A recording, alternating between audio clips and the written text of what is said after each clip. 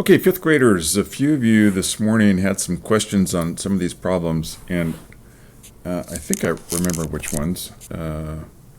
Anyways, the first one was actually it was number one right here. It says a digit in the hundredths place. Okay, so I've got a decimal place value chart here. So here's the hundredths place right there.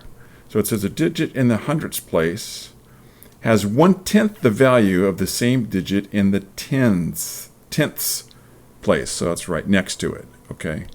So let's just take a look at this for a second. Now, it doesn't matter what number we use. I mean, we could use 7, we could use 6, we could use 2, we could use 9. It doesn't matter. So let's just say here's a number. Okay, and I'm just going to put the same digit in each place. And so another way to look at this number is, so what would that be? That would be 3,333.333. And it says a digit in the hundredths place, here's the hundredths place, is 1/10 the value of the digit in the tenths place. That's correct. That is, that would be always, because look, this 3 right here, okay, I'm going to take that back. This 3 right here in the ones place is 1/10 the value of this 3. What's the value of this 3 right here? This is 30. What's the value of this 3 right here? 3. What's the value of this 3 right here? 300. What's the value of this 3 right here? 3,000.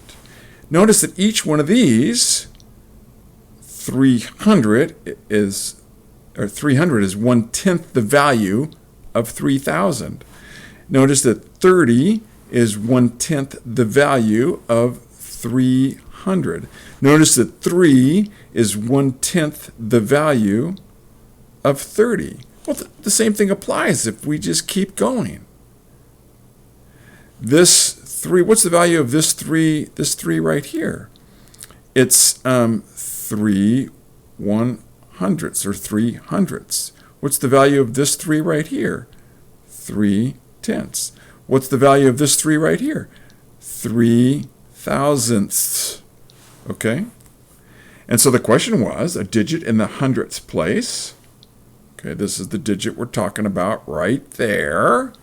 The digit in the hundredths place has 1/10 the value of the same digit, that would be 3, in the tenths place. Here's the tenths place. So that is true. Okay, so that was number 1. Somebody asked me about number 5, and so I pulled up something that I thought would be helpful. And I don't think I think I have, but I'm not positive, showing you a chart like this. I found something that I thought, okay, no, this would help.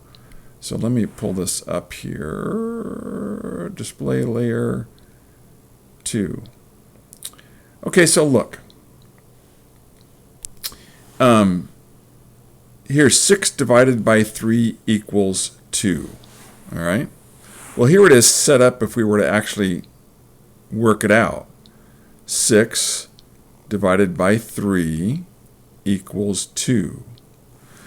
What's the 3? The 3 is the divisor. That's what we're dividing by. The dividend is what's being divided. And of course, you guys all know, I would hope by now, the quotient is the answer. So what is the question? What is the question they're asking in number 5? It says multiplying the dividend and the divisor by the same power of 10 changes the quotient, or changes the answer. So let's just use this this picture that I've got here. So I'm going to come over here. I'm going to write 3, and I'm 6 and 2. All right. So multiplying the dividend, that would be 6, and the divisor, that's what we're dividing by, that would be 3, by the same power of 10 changes the quotient. Well, let's look. Let's multiply them by 10. So this now becomes, this is correct right here. I just want to point that out first. Obviously, 3 into 6 goes in twice, okay? But let's just multiply those two. That would be the dividend of the divisor by 10. 30 into 60. What's the answer? 2. Let's multiply them by the same pair of 10. Instead of 10, let's multiply them by 100. 300 into 600. What's the answer? 2. Well, let's multiply it by 1,000. Okay, maybe that's going to change everything. So 3,000 into 6,000. We multiplied each one by 1,000. What's the answer? 2. Is the quotient changing? No. Will it ever change? No. The answer to number 5 was never. Okay. Oh, and I think this one, the answer to number 1 was always. Okay. So that was 1, 5. Somebody asked me about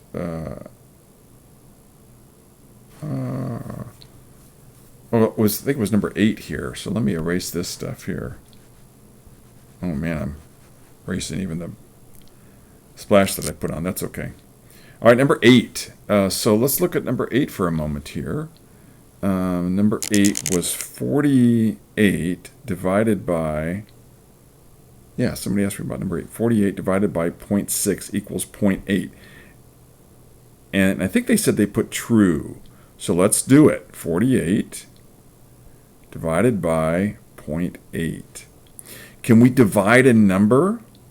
Can the divisor, remember that's what this is. That's the divisor. This is the divisor. Can that ever have a decimal? No. So we're going to get rid of it. How do we do it? We move it over 1. So if we move that over 1, that means we have to move the decimal of the dividend over 1. All right, so where is it right now? It's right here. It means we're going to have to add a 0 and move it over. So now this becomes 8 into 480. Okay.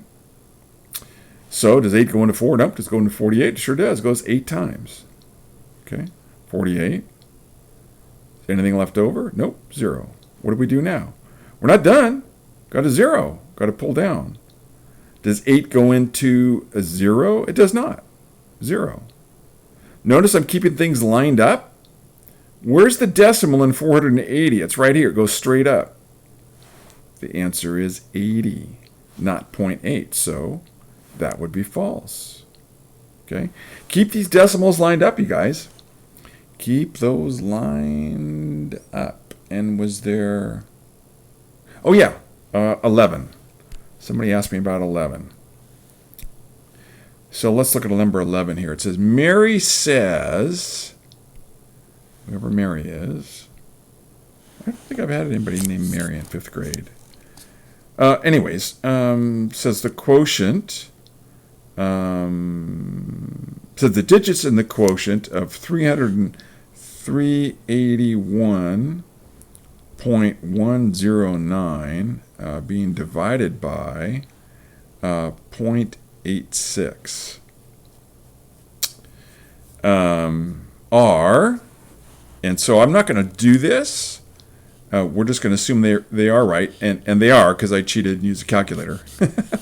So it's 4.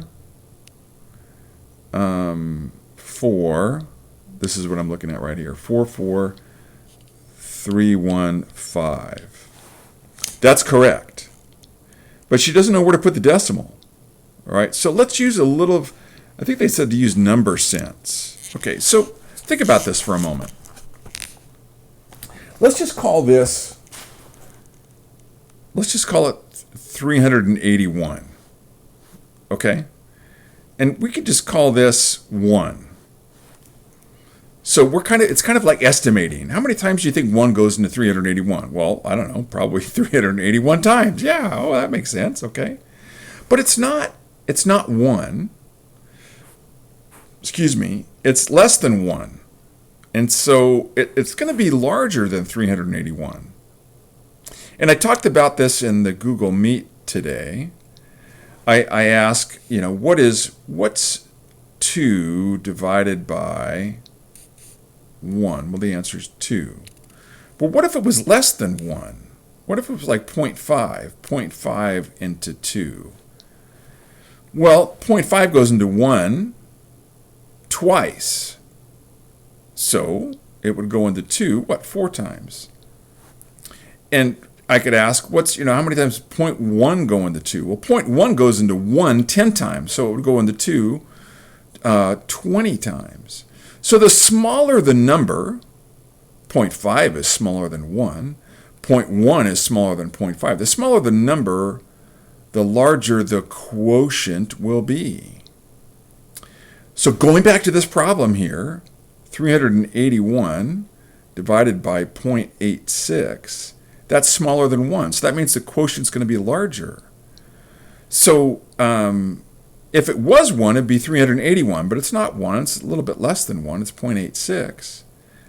So where do you think the decimal might go in this problem? Well, a little common sense, if it's not 381, it's going to be, larger than 381. I think it would make sense if we just put it right there, 443.15. And that just so happens to be where it would go. So that's what they say when, using kind of number sense to think about numbers and how many times one would fit into another, and if it would be a little bit more or a little bit less. And I'm not worried about, I think I even said this in the video, that you guys use, at least 3 terms from the word list in your answer. However you want to phrase it, think about it. Actually do this. Write it out. And phrase it in your own way. And if that helps you, great. So anyways, that's it. There might have been 1 or 2 other problems somebody asked me about. I don't remember. So, okay. If you guys have any more questions, we will hit them on Monday. And we'll have the Chapter 6 test probably pretty quick after that, Tuesday or Wednesday. All right, you guys, I hope you have a wonderful Thanksgiving, and I will talk to you later.